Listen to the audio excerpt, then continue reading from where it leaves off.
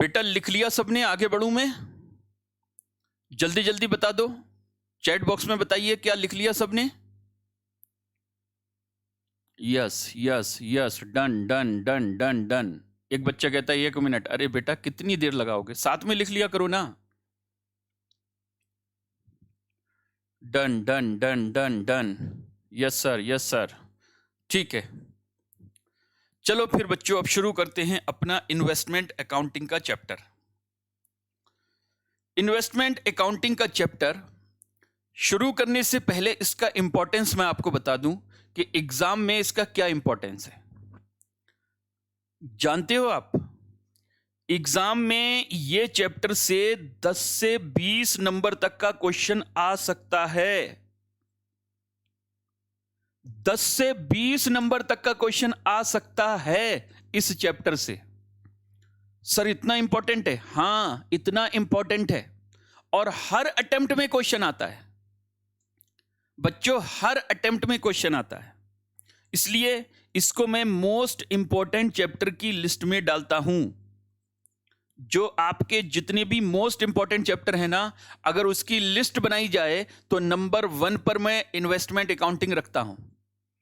तो investment accounting past attempts में जो मैं देखता आ रहा हूं, हर अटेम्प्ट में 10 से लेकर 10 नंबर का तो मिनिमम क्वेश्चन पूछा जाता है, कभी 15 नंबर का पूछ लेता है, कभी 20 नंबर का इन्वेस्टमेंट अकाउंटिंग से पूछ लेता है। इस चैप्टर के साथ में हम अकाउंटिंग स्टैंडर्ड 13 भी कवर करेंगे। मैं अकाउंटिंग स्टैंडर्ड 13 आपको अलग से नहीं पढ़ाऊंगा, इसी चैप्टर के साथ मैं कवर कर लूंगा। और जो 20 नंबर का क्वेश्चन आता है ना, जब भी आएगा तो अकाउंटिंग स्टैंडर्ड का क्वेश्चन इंक्लूड करके आएगा। मतलब उसमें अकाउंटिंग का क्वेश्चन भी होगा और उसमें एएस से रिलेटेड भी क्वेश्चन होगा, ठीक है, तब 20 नंबर का क्वेश्चन आएगा। तो बहुत इंपॉर्टेंट एक चैप्टर है ये आपका इन्वेस्टमेंट अकाउंटिंग। तो चलिए बच्चों शुरू करते हैं इन्वेस्टमेंट अकाउंटिंग। सबसे पहले इस चैप्टर में मैं आपको 4 चीजें बताऊंगा। पहला पॉइंट मीनिंग ऑफ इन्वेस्टमेंट, दूसरा क्लासिफिकेशन ऑफ इन्वेस्टमेंट, तीसरा वैल्यूएशन ऑफ इन्वेस्टमेंट, और चौथा अकाउंटिंग फॉर इन्वेस्टमेंट। और बाद में जाकर एक 5वीं चीज और बताऊंगा, रिक्लासिफिकेशन ऑफ इन्वेस्टमेंट, वो सबसे लास्ट में जाकर। ठीक है, मतलब 5 चीजें बताने वाला हूं मैं। Number 1 meaning of investment, number 2 classification of investment, number 3 valuation of investment, number 4 accounting for investment, और नंबर 5 रिक्लासिफिकेशन ऑफ इन्वेस्टमेंट। ठीक है, पूरा इन्वेस्टमेंट का चैप्टर कवर हो जाएगा इससे, और जो भी अकाउंटिंग स्टैंडर्ड है ना वो भी कवर हो जाएगा पूरा हमारा इन 5 स्टेप में। तो चलिए जरा पहले बात करते हैं कि इन्वेस्टमेंट होते क्या है, यानी meaning of investment. Meaning of investment, ठीक है, करूं शुरू बच्चों? बताओ बच्चों, सब बच्चे रेडी हो, एक्साइटेड हो ना ये चैप्टर पढ़ने के लिए? हाँ सर एक्साइटेड हैं, yes yes yes yes yes, बस यही जोश बना रहना चाहिए। ठीक है, अंत तक, आज से लेकर अंत तक यही जोश बना रहना चाहिए बच्चों, यही जोश बना रहना चाहिए। ठीक ठीक है, ठीक है सर, ठीक है सर, आगे बढ़िए, हम तुम्हारे साथ हैं। ओके चलो बच्चों, ठीक है जी। इन्वेस्टमेंट का मतलब क्या होता है? सबसे पहले इन्वेस्टमेंट आर एसेट। लो जी, पहला पॉइंट है इन्वेस्टमेंट एक एसेट होती है। सर ये क्या बात हुई? हां मैं अभी बताऊंगा ना, ठीक है, कि कौन सी एसेट होती है। इन्वेस्टमेंट एक एसेट होती है। अब कौन सी एसेट? आइए उसके लिए पहले मैं आपसे कुछ सवाल पूछूंगा और मैं जानना चाहता हूं कि आप क्या जवाब दोगे। बड़ा इंटरेस्टिंग सा सवाल मैं पूछने वाला हूं आपसे, और उससे आपको समझ में आ जाएगा कि इन्वेस्टमेंट कौन सी एसेट है। ठीक है बच्चों, मेरे पास 3 बिल्डिंग है। लो जी, ये है building 1,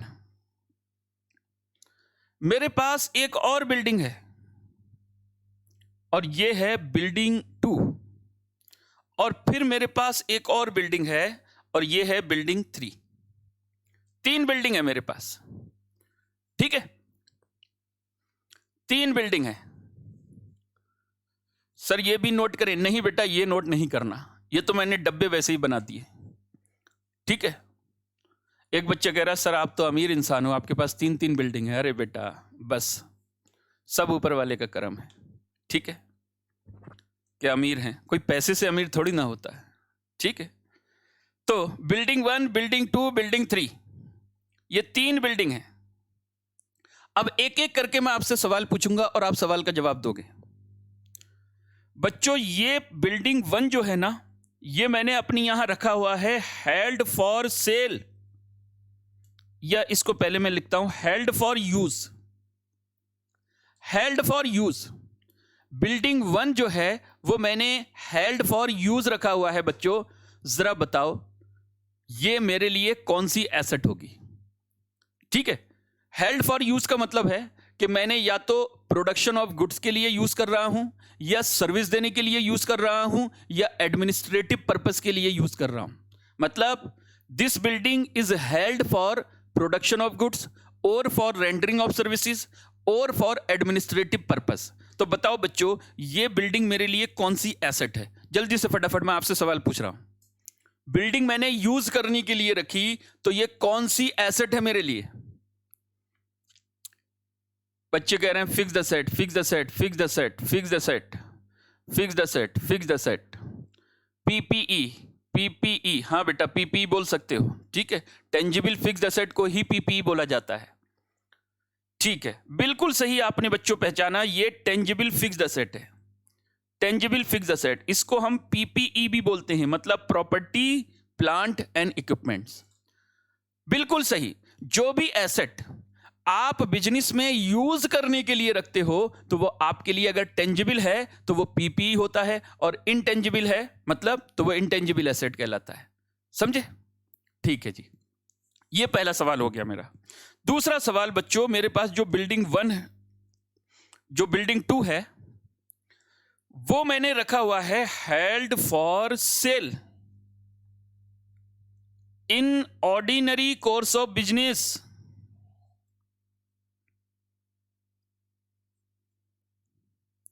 in ordinary course of business, जैसे बच्चों मान लो मैं प्रॉपर्टी डीलर हूं, मेरा काम है बिल्डिंग खरीदना और बिल्डिंग बेचना, और मैंने in the ordinary course of business ये बिल्डिंग को बेचने के लिए रखा हुआ है। जरा बताओ बच्चों ये मेरे लिए कौन सी एसेट होगी?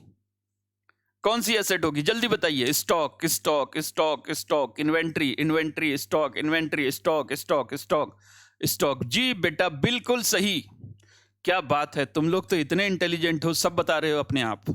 मैंने कहा था ना आप खुद ही जवाब दोगे, आप बच्चों खुद ही जवाब दोगे। मतलब जो भी एसेट आप ऑर्डिनरी कोर्स ऑफ बिजनेस में बेचने के लिए रखते हो ना, उसको हम बोलते हैं इन्वेंट्री, चाहे वो बिल्डिंग हो चाहे कोई और गुड्स हो। समझे? तो बिल्डिंग 1 मैंने यूज करने के लिए रखा तो वो मेरे लिए बन गया पीपीई। बिल्डिंग 2 मैंने ऑर्डिनरी कोर्स ऑफ बिजनेस में बेचने के लिए रखा तो वो मेरे लिए बन गया इन्वेंट्री। और अब आते हैं तीसरी बिल्डिंग पर। बच्चों ये बिल्डिंग मैंने रखा हुआ है held for rentals to others. अब मैं पढ़ाता हूं, मेरे पास एक बिल्डिंग है, मैंने कहा इस बिल्डिंग को मैं किराए पर लोगों को दूंगा, इसको किराए पर चढ़ा दूंगा और उससे रेंटल अर्न करूंगा। बताओ बच्चों ये बिल्डिंग मेरे लिए क्या होगी? ये बिल्डिंग मेरे लिए क्या होगी? ये बिल्डिंग मेरे लिए क्या होगी? जल्दी बताओ। हाँ बच्चे बताने लगे, ये बिल्डिंग आपके लिए क्या होगी? इन्वेस्टमेंट होगी। क्या बात है बच्चों, क्या बात है, ये बिल्डिंग मेरे लिए इन्वेस्टमेंट होगी। ये बिल्डिंग मेरे लिए इन्वेस्टमेंट होगी। इसका मतलब इन्वेस्टमेंट वो एसेट होती है जो आपने बिजनेस में रखी होती है for earning incomes bye way of rentals, इसके अलावा बाय वे ऑफ इंटरेस्ट, इसके अलावा बाय वे ऑफ डिविडेंड, और for earning income by way of capital appreciation. Sir मतलब इतनी सारी चीजें आपने बोल दी। अभी बता रहा हूं बेटा, मैंने कोई भी मेरा रिसोर्सेज अपना, मैंने कोई रिसोर्सेज यानी अपनी कोई एसेट मैंने दूसरों को यूज करने के लिए दे दी, और उसके बदले में मेरे को या तो इंटरेस्ट मिलेगा या डिविडेंड मिलेगा या रेंट मिलेगा, तो वो जो मेरा रिसोर्सेज है ना वो मेरे लिए इन्वेस्टमेंट कहलाएगा। एसेट का मतलब रिसोर्सेज होता है ना, जो मेरे द्वारा कंट्रोल होता है और मेरे लिए फ्यूचर में इकोनॉमिक बेनिफिट लेकर आता है, वो मेरे लिए एसेट होता है। समझे? तो मेरा रिसोर्सेज मैं यूज नहीं कर रहा, मैंने अपना रिसोर्सेज किसी दूसरे को यूज करने के लिए दे दिया और उसके बदले में या तो मुझको इंटरेस्ट मिलता है, या मेरे को डिविडेंड मिलता है, या मेरे को रेंटल मिलता है। इसको हम बोलते हैं इन्वेस्टमेंट। जैसे मैंने अपना, मेरे पास कैश था, मैंने रिलायंस को दे दिया और रिलायंस के डिवेंचर ले लिए, तो मेरा पैसा रिलायंस यूज करेगा और उसके बदले में वो मेरे को इंटरेस्ट देगा। ठीक है, तो वो जो मेरा पैसा रिलायंस के पास है ना, वो मेरे लिए इन्वेस्टमेंट कहलाएगा। मैंने रिलायंस के शेयर्स खरीद लिए, तो मैंने अपना पैसा रिलायंस को दे दिया, तो रिलायंस मेरे पैसे को यूज करेगा, उससे जो प्रॉफिट कमाएगा उस प्रॉफिट का एक हिस्सा वो मेरे को डिस्ट्रीब्यूट करेगा, तो वो मेरे को डिविडेंड कहलाएगा, मेरे लिए डिविडेंड कहलाएगा। और वो डिविडेंड मेरे लिए इनकम होता है। तो मेरा जो पैसा रिलायंस यूज कर रहा है ना, वो मेरा रिसोर्सेज है और वो मेरे लिए इन्वेस्टमेंट कहलाएगा। उसके बदले में मेरे को डिविडेंड मिलता है और बाद में जाकर पैसा भी वापस मिलेगा। मान लीजिए मेरा एक बिल्डिंग है, तो मेरा रिसोर्सेज है, मैंने आपको यूज करने के लिए दे दिया और उसके बदले में आप मेरे को रेंटल देते हो, रेंटल। ठीक है, तो ये जो मेरा बिल्डिंग है, दिस इज कॉल्ड इन्वेस्टमेंट। अच्छा, एक चीज मैंने और बोली थी, for earning income by way of capital appreciation. इसमें क्या होता है, हम कभी कभी क्या करते हैं, कोई एसेट खरीद कर डाल देते हैं। जैसे आपने सुना होगा, बहुत सारे लोग ऐसा करते हैं कि एक प्लॉट लिया और लेकर डाल दिया, एक प्लॉट लिया और लेकर डाल दिया, क्या सोचकर कि रेट बढ़ेगा तो बेच देंगे। अब मैंने मान लो 50 लाख का एक प्लॉट खरीदा और नेक्स्ट ईयर जाकर उसको 75 लाख में बेच दिया, तो मैंने 25 लाख रुपए कमाए। तो ये 25 लाख रुपए कहलाएंगे income by way of capital appreciation. यानी मैंने कुछ नहीं किया, मैंने सिर्फ इन्वेस्टमेंट किया, मैंने पैसा लगाया और पैसा लगाकर प्लॉट को लेकर डाल दिया, वो रेट अपने आप बढ़ गया और उस प्लॉट को बेचकर मैंने 25 लाख रुपए कमा लिए। This is called income by way of capital appreciation. बहुत सारे लोग गोल्ड लेकर रख लेते हैं कि रेट बढ़ेगा तो बेच देंगे। ठीक है, तो वो भी हेल्ड करते हैं उस एसेट को for earning income by way of capital appreciation. ठीक है, तो इन्वेस्टमेंट AS13 कहता है कि इन्वेस्टमेंट का मतलब होता है वो एसेट जो बिजनेस में रखा हुआ है for earning income by way of interest, dividend, rental and for capital appreciation और फॉर बोथ। यानी आपका पर्पस यह भी हो सकता है कि रेंट अर्न करेंगे और कैपिटल एप्रिसिएशन की इनकम कमाएंगे, इंटरेस्ट अर्न करेंगे और कैपिटल एप्रिसिएशन की इनकम कमाएंगे, या डिविडेंड अर्न करेंगे और कैपिटल एप्रिसिएशन की इनकम कमाएंगे। जैसे हमने एक बिल्डिंग खरीदा और उसको किराए पर उठा दिया, तो बेटा कैपिटल एप्रिसिएशन की इनकम भी हो सकती है और रेंटल इनकम भी होगी, क्योंकि आज तो रेंटल इनकम आती रहेगी और 4 साल के बाद मैंने बिल्डिंग को बेच दिया, तो हो सकता है जितनी वैल्यू पर खरीदा था उससे कहीं ज्यादा वैल्यू पर बिल्डिंग का सेल हो, तो यहां पर कैपिटल एप्रिसिएशन की इनकम भी आप कमा रहे हो। समझे? तो इन्वेस्टमेंट वो एसेट होती है which are held in business for earning income by way of interest, dividend, rental and for capital appreciation और फॉर बोथ पर्पस। यानी for earning income by way of interest, dividend, rental और for capital appreciation also. समझे बच्चों? ठीक है जी। अच्छा, एक बात AS13 और कहता है अगर कोई एसेट आप स्टॉक इन ट्रेड के तौर पर रखते हो तो वो आपका इन्वेस्टमेंट नहीं है। सर मतलब ये, जैसे प्रॉपर्टी डीलर अपने पास बिल्डिंग रखता है, अपने पास लैंड रखता है, क्या सोचकर कि महंगा होगा तो बेचूंगा, तो वो उसने ऑर्डिनरी कोर्स ऑफ बिजनेस में बेचने के लिए रखा होता है, इसलिए उसके लिए वो इन्वेस्टमेंट नहीं है, वो उसके लिए इन्वेंट्री है। अगर मैं गोल्ड खरीद कर रखता हूं ये सोच करके महंगा करके बेचूंगा तो मेरे लिए वो इन्वेस्टमेंट है। लेकिन एक ज्वेलर है, वो गोल्ड लेकर रखता है in the ordinary course of business में बेचने के लिए महंगा करके। वो गोल्ड खरीद कर लाया, मान लीजिए 50,000 रुपए पर तोला, और उसने बिजनेस में रखा है, उसने कहा इसको 60,000 रुपए पर तोला बेचूंगा मैं। इसका मतलब क्या हुआ कि वो भी कैपिटल एप्रिसिएशन की इनकम कमा रहा है, लेकिन वो उसके लिए स्टॉक है, वो उसके लिए इन्वेस्टमेंट नहीं है, बिकॉज उसका काम ही ये है, उसका काम है ये। तो कोई भी एसेट जो स्टॉक इन ट्रेड के तौर पर रखा हुआ है वो आपके लिए इन्वेस्टमेंट नहीं है, वो आपके लिए स्टॉक है, इन्वेंट्री है। बोलो बच्चों, समझ में आ गई बात? जल्दी से फटाफट बताओ, क्या इन्वेस्टमेंट का मतलब समझ में आया? अब मैंने यहां पर देखिए आपको जो लिखवाया है वो देखिए, अब आप पढ़िए जो मैंने लिखवाया है। Investment are asset which are held in business for earning income by way of interest, dividend and rentals, or by way of capital appreciation, or by way of both। ठीक है, और उसके बाद एक चीज यहां पर और लिख दी मैंने, asset held in business as stock in trade are not investment। ठीक है बच्चों, उसको इन्वेस्टमेंट नहीं बोलते। अच्छा, एक बच्चा कहता है सर इन्वेस्टमेंट भी एसेट होता है, स्टॉक इन ट्रेड भी एसेट होता है, तो इसमें फर्क क्या हुआ? दोनों एसेट साइड में ही दिखाए जाएंगे, तो इतना डिफरेंशिएट करने की क्या जरूरत है? ओके बेटा, एक बात बताओ, फिर किसी भी एसेट को डिफरेंशिएट करने की जरूरत नहीं है। फिर तो किसी भी एसेट को डिफरेंशिएट करने की जरूरत ही नहीं है, लेकिन आपको हर एसेट को अलग अलग ट्रीट करना पड़ता है। आप जानते हो, आप जानते हो फिक्स्ड एसेट के ऊपर अकाउंटिंग स्टैंडर्ड 10 और AS 26 लगता है, यानी PP टेंजिबल फिक्स्ड एसेट के लिए AS 10 है और इंटेंजिबल फिक्स्ड एसेट्स के लिए AS 26 है।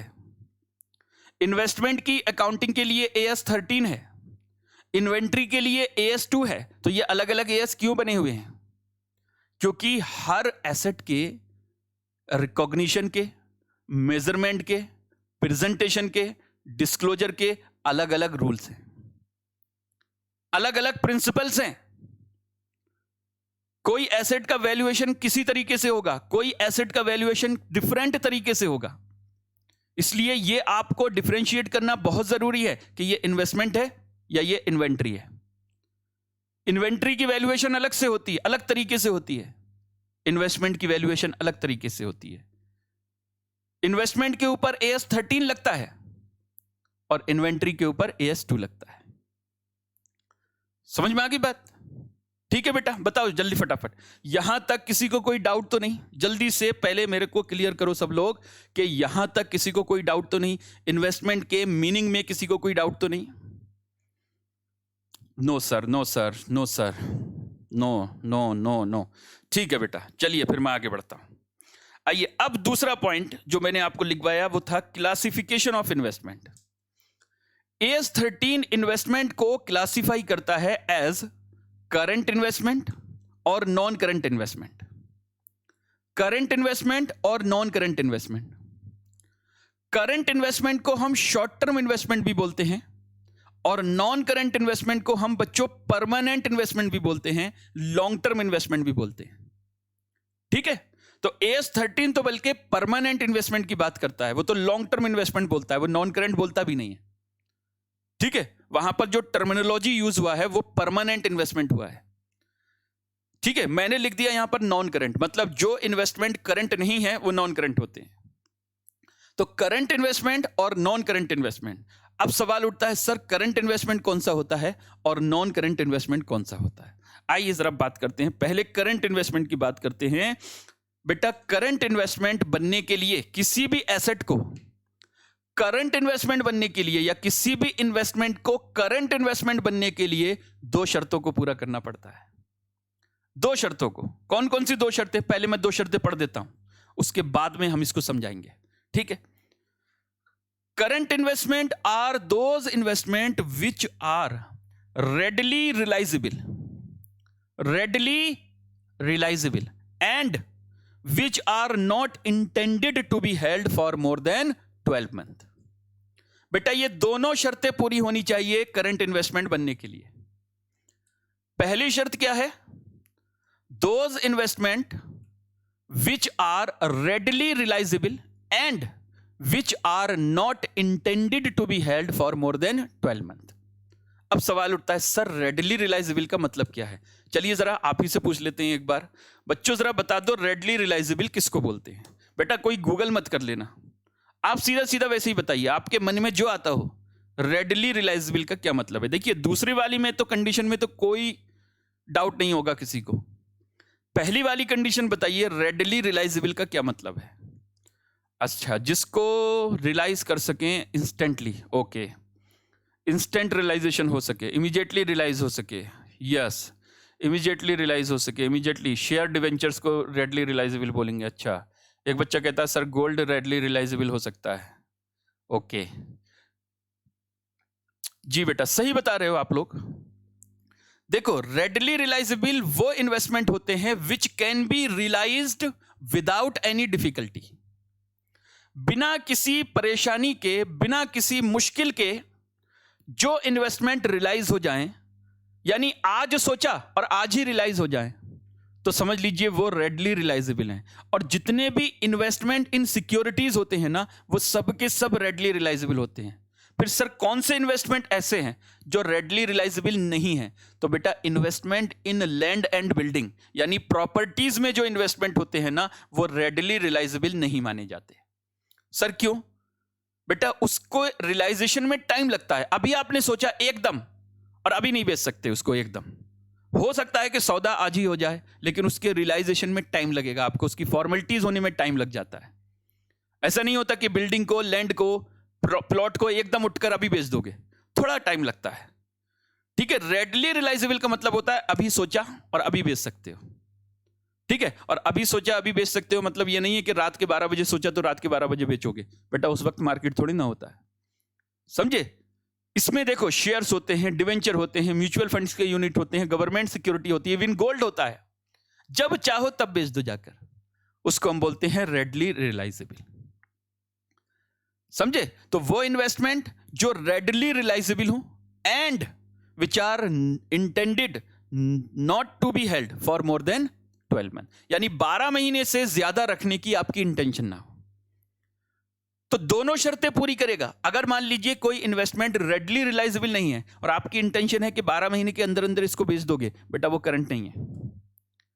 करंट के लिए ये दोनों शर्तें हैं, रेडली रियलाइजेबल होना चाहिए और which are not intended to be held for more than 12 month, यानी 12 महीने के अंदर अंदर आप उसको डिस्पोज कर दोगे, सेल कर दोगे, ऐसी आपकी इंटेंशन होनी चाहिए और रेडली रियलाइजेबल होना चाहिए। इसका मतलब investment in land and building हमेशा हमेशा लॉन्ग टर्म इन्वेस्टमेंट होगा, मतलब नॉन करंट इन्वेस्टमेंट होगा। वो कभी भी करंट इन्वेस्टमेंट हो ही नहीं सकता।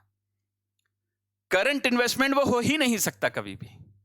तो करंट इन्वेस्टमेंट वही हो सकता है जो रेडली रियलाइजेबल हो। ठीक है जी। तो those investment which are readily realizable and which are not intended to be held for more than 12 months.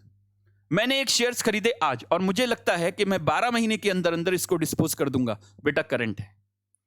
Debenture खरीदे, सिक्योरिटीज खरीदी, म्यूचुअल फंड के यूनिट्स खरीदे और इंटेंशन है कि 12 महीने के अंदर अंदर डिस्पोज हो जाएंगे, तो बेटा करंट इन्वेस्टमेंट होंगे। लेकिन मान लीजिए मैंने लैंड एंड बिल्डिंग खरीदा और मैं कहता हूं 12 महीने के अंदर अंदर बेच दूंगा, करंट इन्वेस्टमेंट नहीं है, क्योंकि रेडली रियलाइजेबल नहीं है।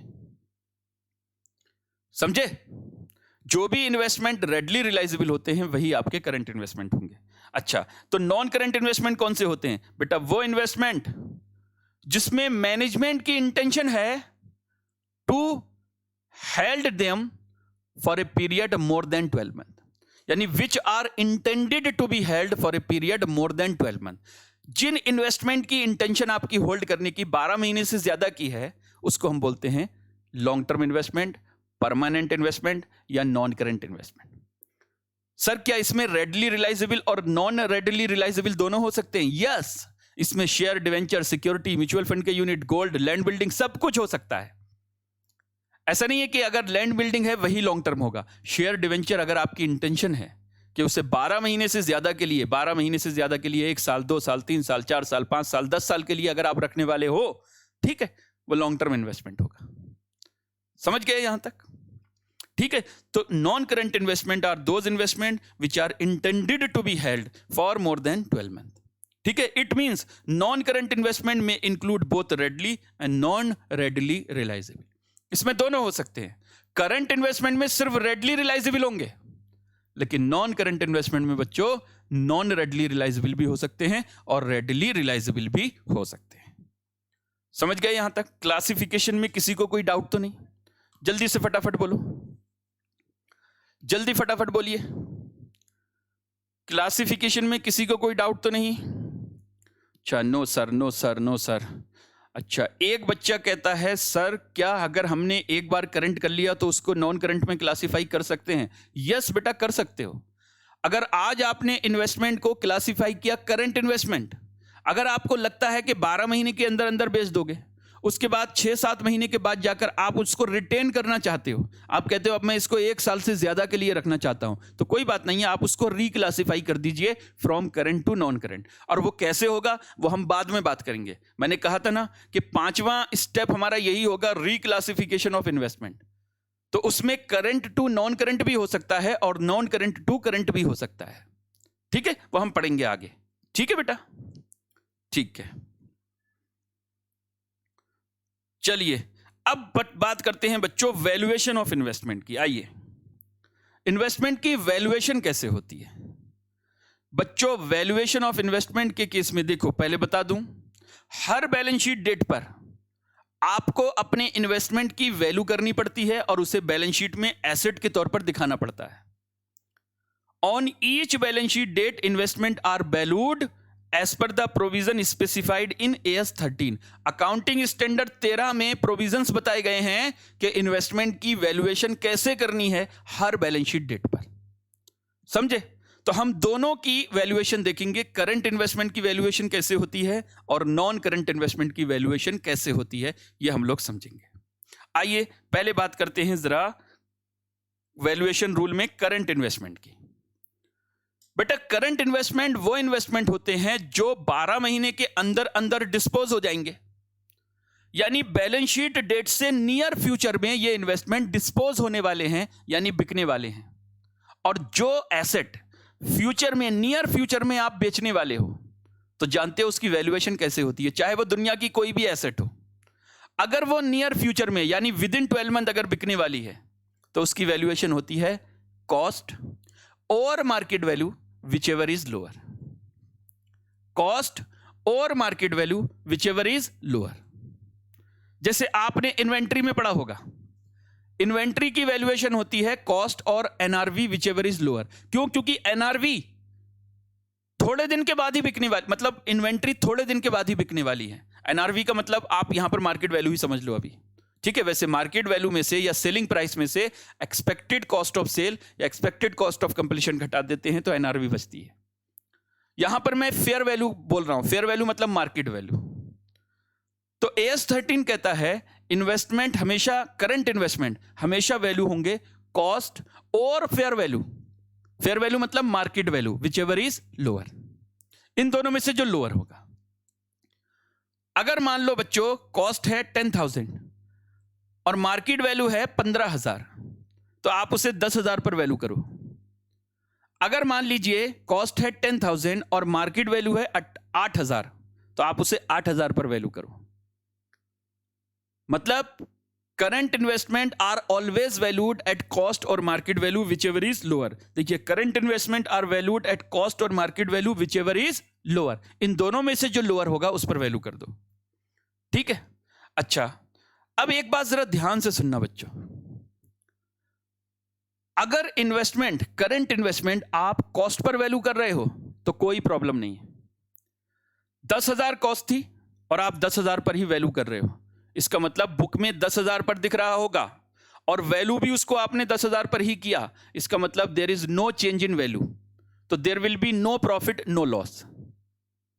बट जब भी आप इन्वेस्टमेंट को मार्केट वैल्यू पर वैल्यू करोगे ना, तो हमेशा हमेशा there will be loss on valuation, हमेशा वहां पर लॉस ऑन वैल्यूएशन होगा और उस लॉस को उठाकर प्रॉफिट एंड लॉस अकाउंट में भेजना है immediately. Sir loss on valuation हमेशा क्यों होगा? बेटा क्योंकि मार्केट वैल्यू पर इन्वेस्टमेंट वैल्यू ही तब करोगे जब वो कॉस्ट से कम हो, जब वो कॉस्ट से कम हो। अगर मान लीजिए कॉस्ट है 10,000 और मार्केट वैल्यू है 15,000, तो आप 10,000 पर वैल्यू करोगे, समझे? लेकिन अगर मान लीजिए कॉस्ट है 10,000 और मार्केट वैल्यू है 8,000, तब आप 8,000 पर वैल्यू करोगे।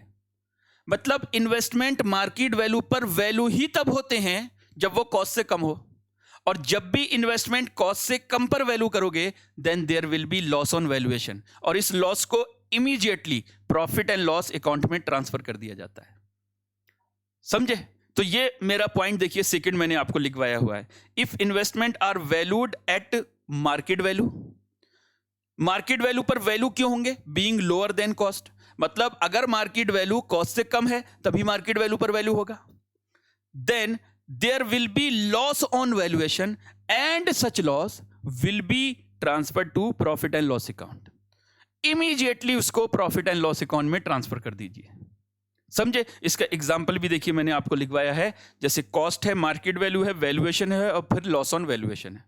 तो देखो केस 1, कॉस्ट है 10,000, मार्केट वैल्यू है 12,000, तो बेटा आप कॉस्ट पर वैल्यू करोगे, यानी 10,000 पर वैल्यू करोगे, लोअर पर। ठीक है, लोअर पर। मैं यहां लिख देता हूं, वैल्यूएशन किस पर होगी? लोअर पर। लोअर वैल्यू पर वैल्यूएशन होती है। समझे? तो लॉस ऑन वैल्यूएशन कुछ भी नहीं होगा, क्योंकि 10,000 का कॉस्ट है और 10,000 पर ही वैल्यू किया, तो लॉस ऑन वैल्यूएशन नहीं होगा। अब केस 2 देखिए, कॉस्ट है 10,000, मार्केट वैल्यू है 9,000, तो बेटा लोअर कौन सा है? 9,000, तो 9,000 पर वैल्यू होगा। और 10,000 की चीज को 9,000 पर वैल्यू कर रहे हो, तो बच्चा 1,000 का लॉस हो गया। और इस लॉस को अभी उठाइए और सीधा प्रॉफिट एंड लॉस अकाउंट में भेज दीजिए।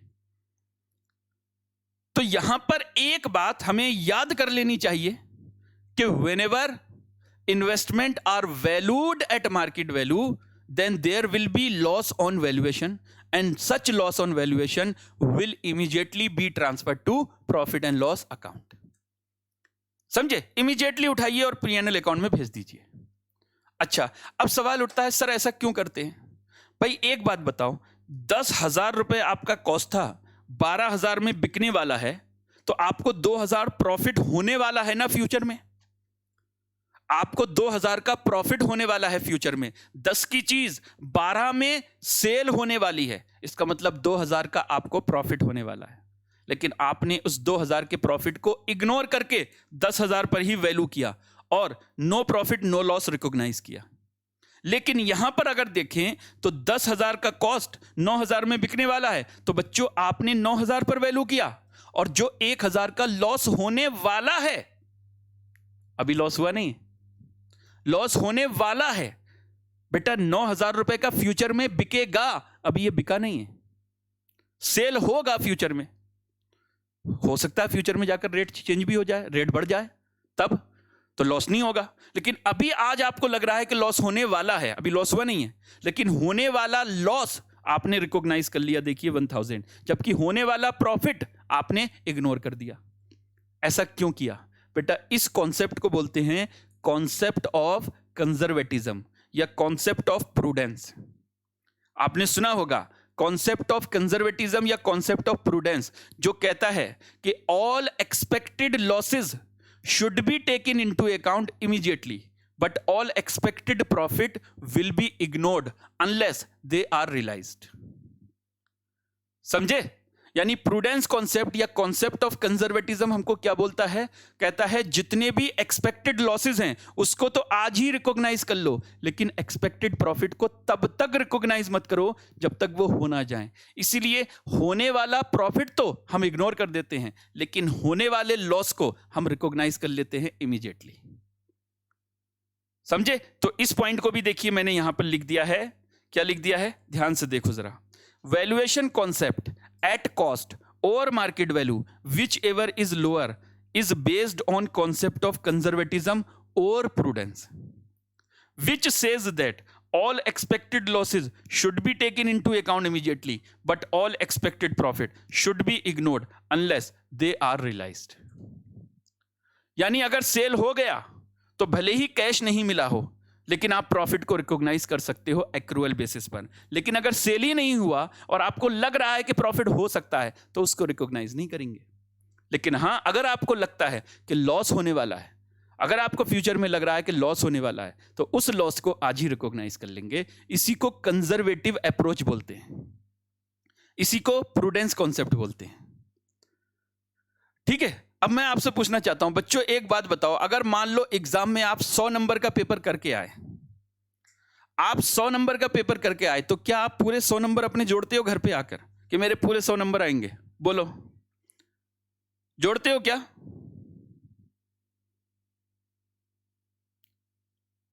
बोलो, जोड़ते हो? नहीं जोड़ते, नहीं जोड़ते, नहीं जोड़ते। कितने जोड़ते हो? अगर 100 नंबर का पेपर पूरा करके आए हो तो कितने नंबर जोड़ते हो आप? 90, 95। बेटा वही, कोई 90 जोड़ता है, कोई 95 जोड़ता है, कोई 80 जोड़ता है, वो पूरे नंबर जोड़ता ही नहीं है, भले ही उसके पूरे आ जाएं। ये कौन सी अप्रोच है? ये कंजर्वेटिव अप्रोच लेकर चलते हो आप खुद। यानी आप मानकर चलते हो यार 90 आ जाएंगे। अगर 100 का ठीक ठाक करके आए हो ना तो आप कहते हो 90 प्लस आएंगे। 10 नंबर का मार्जिन आप भी लेकर चलते हो, क्योंकि आपने सब में गा दिया अरे मेरे तो 100 आने वाले, 100 आने वाले, और 100 नहीं आए तो लोग बहुत मजाक बनाएंगे, है ना? यही सोचकर हम बोलते ही नहीं है। हमें डर भी लगता है, हम ज्यादा ओवर एस्टिमेट नहीं करते अपने आप को। और अगर मान लीजिए हमारे 80 मानकर चल रहे हैं और 90 आ जाएं तो बड़ा खुशी होती है, 95 आ जाएं तो और खुशी हो जाएगी, 100 आ गए तो फिर बात ही नहीं है कुछ। ठीक है, तो ऐसे ही बिजनेस में हम कंजर्वेटिव अप्रोच लेकर चलते हैं। हम अगर कोई प्रॉफिट होने वाला है उसको रिकॉग्नाइज नहीं करते। इसके पीछे का लॉजिक क्या है? आपने होने वाला प्रॉफिट रिकॉग्नाइज कर लिया, उसके बेसिस पर प्रॉफिट बढ़ गया, आपने डिविडेंड बांट दिया शेयर होल्डर को, और कल को जाकर वो प्रॉफिट हुआ ही नहीं, तो क्या आप शेयर होल्डर से डिविडेंड वापस ले सकते हो? नहीं ले सकते। एक बार डिविडेंड बढ़ गया तो बढ़ गया, फिर वो कभी वापस नहीं होगा। तो आपने क्या हुआ? बिना कमाया हुआ प्रॉफिट बांट दिया। समझे? तो प्रूडेंस कॉन्सेप्ट कहता है कि एक्सपेक्टेड लॉसेस को तो कंसीडर करके चलो, लेकिन एक्सपेक्टेड प्रॉफिट को इग्नोर कर दो जब तक वो हो ना जाए। समझे? अच्छा, उसके बाद अब देखिए, ये तो था हमारा करंट इन्वेस्टमेंट का। करंट इन्वेस्टमेंट वैल्यू कैसे होते हैं? कॉस्ट और market value which ever is lower. अब नॉन करंट इन्वेस्टमेंट का वैल्यूएशन कैसे होता है? बेटा नॉन करंट इन्वेस्टमेंट का वैल्यूएशन हमेशा हमेशा कॉस्ट पर होगा, हमेशा हमेशा कॉस्ट पर होगा। उसकी मार्केट वैल्यू हमको देखना ही नहीं है। सर क्यों नहीं देखना? बेटा जब जो चीज अभी बेचना ही नहीं है उसकी मार्केट वैल्यू देखकर क्या करूं? लॉन्ग टर्म इन्वेस्टमेंट क्या होते हैं? जो या तो 1 साल के बाद बिकेंगे, या 2 साल, 3 साल, 4 साल, 5 साल, 10 साल के बाद बिकेंगे। जो चीज अभी बेचना ही नहीं है उसकी मार्केट वैल्यू देखकर क्या करूं? इसलिए उसको हमेशा हिस्टोरिकल कॉस्ट पर दिखाओ। जैसे फिक्स्ड एसेट को आप यूज करने के लिए रखते हो तो उसे हिस्टोरिकल कॉस्ट कॉन्सेप्ट के हिसाब से दिखाते हो। क्यों? क्योंकि बेचने के लिए नहीं रखा आपने, उसको यूज करने के लिए रखा। तो यूज करने के लिए रखा, जो चीज यूज करने के लिए रखते हो उसकी मार्केट वैल्यू क्या रोज चेक करते हो? आपके पास मोबाइल फोन है, आपके पास लैपटॉप है, क्या आप उसकी रोज मार्केट वैल्यू चेक करते हो? क्या आज इसकी मार्केट वैल्यू क्या है, कल इसकी मार्केट वैल्यू क्या है? क्यों? आपको मतलब ही नहीं है, आपने यूज करने के लिए रखा हुआ है, आपको बेचना ही नहीं है, तो क्यों मार्केट वैल्यू देखना रोज? लेकिन यही चीज अगर आपने बेचने के लिए रखी हो तो आप रोज मार्केट वैल्यू चेक करोगे। अच्छा आज क्या वैल्यू है, आज क्या वैल्यू है, आज क्या वैल्यू है, यानी रोज आपके ट्रैकर लगा हुआ होगा। तो ऐसे ही non current investment, permanent investment, long term investment के केस में होता है। हमने बेचने के लिए रखा ही नहीं तो मार्केट वैल्यू कंसीडर ही नहीं करते। समझे? हम उसकी कॉस्ट पर ही दिखाते रहते हैं। लेकिन एक सिचुएशन ऐसी होती है जहां पर हमें होने वाले लॉस का प्रोविजन बनाना पड़ता है। होने वाले लॉस का प्रोविजन बनाना पड़ता है। कौन सी सिचुएशन है? जब उन इन्वेस्टमेंट की मार्केट वैल्यू में परमानेंट डिक्लाइन आता है। सर परमानेंट डिक्लाइन मतलब? जैसे मान लीजिए आपने बच्चों 20 लाख रुपए के शेयर्स खरीद लिए किसी कंपनी के। जिस कंपनी में आपने शेयर खरीदते हो ना उसको बोलते हैं इन्वेस्टी कंपनी। जैसे मैंने रिलायंस के शेयर खरीद रखे हैं तो रिलायंस मेरे लिए इन्वेस्टी कंपनी है, मैं इन्वेस्टर हूं। रिलायंस मेरे लिए क्या है? इन्वेस्टी। तो मैंने एक कंपनी में 20 लाख रुपए के शेयर्स खरीद लिए एक कंपनी के। पहले साल के एंड में उसकी वैल्यू आ गई 18 लाख, और मैंने शेयर खरीदे हैं 5-6 साल के लिए। मैंने कहा इसको लॉन्ग टर्म पड़ा रहने दो, देख लेंगे आगे जाकर फ्यूचर में 7-8 साल के बाद बेच देंगे। ठीक है, तो बच्चों पहले साल के एंड में उसकी वैल्यू आ गई 8 लाख, 18 लाख। 2 लाख का लॉस होने वाला है मुझे, मैं नहीं देखूंगा, मैं कहूंगा अरे कोई बात नहीं, 20 लाख पर ही दिखाता रहूंगा। मैं कहूंगा अभी बेचना ही नहीं है तो मैं क्यों देखूं मार्केट वैल्यू, 7-8 साल के बाद क्या पता क्या हो। सेकेंड ईयर के एंड में 15 लाख वैल्यू आ गई, यानी अब मुझे 5 लाख का लॉस होने वाला है। लेकिन मैंने कहा नहीं नहीं कोई बात नहीं, मैं कहता हूं ये कोई टेम्परेरी डिक्लाइन है, परमानेंट डिक्लाइन नहीं है। जब तक मैं बेचूंगा ये रेट बहुत बढ़ जाएगा, मैं अभी भी 20 लाख पर दिखाता रहूंगा। तीसरा साल आ गया वो 10 लाख पर आ गया, चौथा साल वो 6 लाख पर आ गया, फिर ये 4 लाख पर आ गया। अब मुझे थोड़ा सा डर लगना शुरू हुआ। मैंने कहा यार ये तो वैल्यू गिरती जा रही है, कहीं ऐसा ना हो एक दिन बिल्कुल खत्म ही हो जाए वैल्यू। तब मैंने रिसर्च करना शुरू किया, मैंने कहा ये वैल्यू क्यों गिरती जा रही है।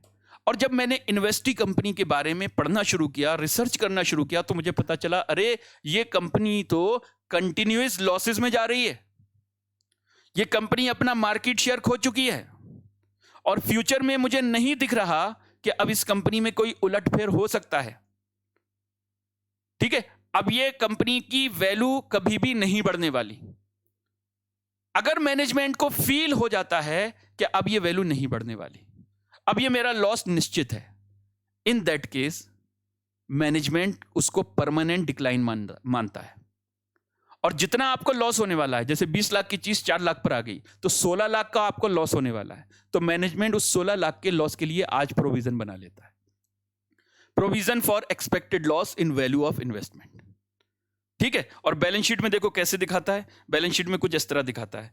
आप बैलेंस शीट बनाओगे ना, तो बैलेंस शीट में जैसे ये दिखाएगा इन्वेस्टमेंट एट कॉस्ट 20 लाख, और इसमें से माइनस करेगा प्रोविजन 4 लाख, और देखो क्या बचेगा, 16 लाख का प्रोविजन बनेगा ना, 4 लाख तो वैल्यू आ गई, 16 लाख, और बेटा 4 लाख रुपए पर ये इन्वेस्टमेंट दिखा देगा, और इस 16 लाख को आप प्रॉफिट एंड लॉस अकाउंट में भेज दोगे। यानी इन्वेस्टमेंट को मार्केट वैल्यू पर आप दिखाने लगोगे आप, समझे? ये तभी होगा जब परमानेंट डिक्लाइन हो। अब परमानेंट डिक्लाइन क्या है, ये मैनेजमेंट को डिसाइड करना है। अगर मैनेजमेंट को लगता है कि even if value is 4 lakh लेकिन ये परमानेंट डिक्लाइन नहीं है, मैनेजमेंट को लगता है कोई बात नहीं, ये एक फेज आया है, 2-3 साल में ये ठीक हो जाएगा, जब तक हम शेयर बेचने का हमारा नंबर आएगा ये वैल्यू 20 लाख को क्रॉस कर जाएगी, तो इन दैट केस मैनेजमेंट अभी भी उसको 20 लाख पर दिखा सकता है। लेकिन देखिए जब ये हालत हो गई है, 20 लाख से 4 लाख पर आ गया, तो मैनेजमेंट की रिस्पॉन्सिबिलिटी है ये चेक करना कि परमानेंट डिक्लाइन है या नहीं। और परमानेंट डिक्लाइन के कुछ इंडिकेटर होते हैं, वो इंडिकेटर मैंने यहां पर लिख भी दिए। ठीक है जी, तो देखो what is permanent decline, it will be decided by management. Indicator for permanent decline क्या है कि आपको दे रखा है कि कंपनी के अंदर यानी इन्वेस्टी कंपनी में कंसिस्टेंट लॉसेस हो रहे हैं, कंपनी अपना मार्केट शेयर खो चुकी है, नियर फ्यूचर में कोई ऐसा आसार नहीं दिख रहे हैं कि कंपनी की वैल्यू बढ़ने वाली है, तो हम मानते हैं कि फिर ये परमानेंट डिक्लाइन है। समझे, परमानेंट डिक्लाइन है। अगर परमानेंट डिक्लाइन है तो इन्वेस्टमेंट को मार्केट वैल्यू पर ले आओगे और जो आपको लॉस होने वाला है उसको प्रोविजन बनाकर पीएनएल में डाल दोगे। समझे बच्चों? ठीक है। एक बच्चा कह रहा है सर परमानेंट डिक्लाइन का प्रोविजन बना दिया, उसके बाद अगर वैल्यू बढ़ गई तो क्या होगा? बेटा अगला पॉइंट वही बताने वाला हूं, थोड़ा सब्र कर ले। ठीक है, तो परमानेंट डिक्लाइन की बात आ गई समझ में? ठीक है।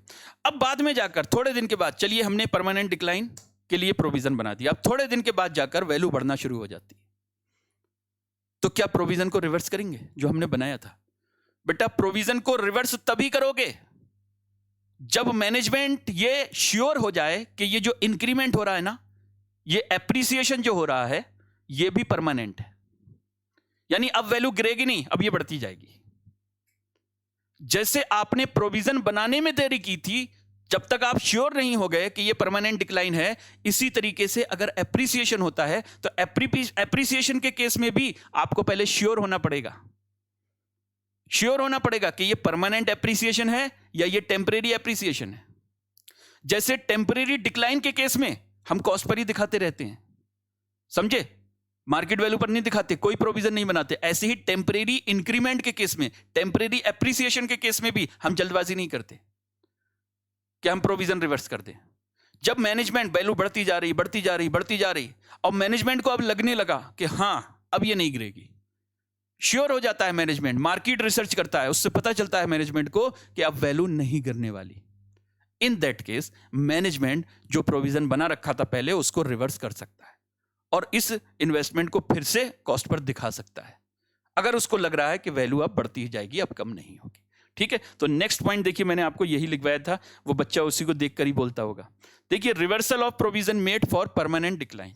तो देखिए, if management feels that there is permanent increase in value of investment, then provision made earlier can be reversed. लेकिन मैनेजमेंट को श्योर होना पड़ेगा, मैनेजमेंट को श्योर होना पड़ेगा कि ये परमानेंट इंक्रीज है, परमानेंट एप्रिसिएशन है।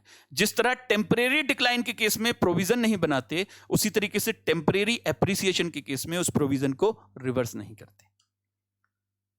क्या परमानेंट डिक्लाइन है या क्या परमानेंट एप्रिसिएशन है? It is decided by management. Management के सामने जो फैक्ट एंड सर्कमस्टांसेस होती हैं उसके बेसिस पर वो डिसीजन लेता है कि ये परमानेंट डिक्लाइन है या परमानेंट एप्रिसिएशन है। हमको प्रोविजन बनाना चाहिए या नहीं बनाना चाहिए, हमको प्रोविजन को रिवर्स करना चाहिए या नहीं करना चाहिए, ये मैनेजमेंट ही डिसाइड करता है। समझ में आ गई बात? बोलो बच्चों, ठीक है? यहां तक बताओ। अगर यहां तक सब ठीक है तो फिर इसके आगे अब हम अकाउंटिंग शुरू करने वाले हैं, अकाउंटिंग फॉर इन्वेस्टमेंट। ठीक है कि अकाउंटिंग फॉर इन्वेस्टमेंट कैसे होगी वो सीखने वाले हैं। जल्दी से फटाफट बताइए बेटा, यहां तक किसी को कोई दिक्कत तो नहीं? जल्दी बोलो, फटाफट बताइए। No doubt, no doubt, no doubt, no sir, no sir, no sir, no doubt, no doubt, no doubt. चलिए बेटा, फिर सब अब हम शुरू करते हैं अकाउंटिंग फॉर इन्वेस्टमेंट। और ये बेटा सबसे ज्यादा इंपॉर्टेंट तो ये भी है, लेकिन इसी में ये सब चीजें जो मैंने अभी तक आपको पढ़ाई हैं कि वैल्यूएशन कैसे होगा वो अकाउंटिंग में अप्लाई होगा। कौन सा इन्वेस्टमेंट है, करंट है, लॉन्ग टर्म है, उसी के हिसाब से हम लोगों को अकाउंटिंग करनी पड़ती है।